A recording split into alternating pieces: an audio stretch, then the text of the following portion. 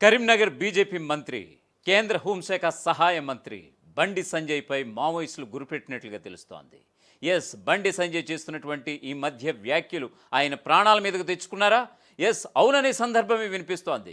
Already చూసాం బీజేపీకి సంబంధించి రఘునందన్ రావును కూడా నువ్వు పార్టీకి పదవికి రాజీనామా చేయకపోతే కనుక మరికొన్ని గంటల్లో మరికొన్ని రోజుల్లో లేపేస్తాం అన్నటువంటి ఈ వ్యాఖ్యలు కూడా మనం చూసాం. మావోయిస్టుల పేరుతో కూడా లేఖలు విడుదలైనటువంటి సందర్భాలు కోకొల్లలు. ఆపరేషన్ కాగారు ఎప్పుడైతే చేపట్టారో బీజేపీకి సంబంధించినటువంటి కేంద్ర మంత్రులు కావచ్చు, బీజేపీ ఎంపీలు కావచ్చు, మేము ఖచ్చితంగా ఏదైతే ఈ శాంతియుత చర్చలకు వస్తామంటే ఎందుకు కేంద్రం ఒప్పుకోవట్లేదు అనేటువంటి ఓ ప్రధానమైనటువంటి అంశాన్ని తెర మీదకు తీసుకొస్తుంది మరోవైపు మావోయిస్ట్ పార్టీ. ఈ క్రమంలో ఇద్దరి మధ్య వైరుధ్యాలు ఖచ్చితంగా జరుగుతున్నాయనంటే కనుక అదే కనిపిస్తోంది.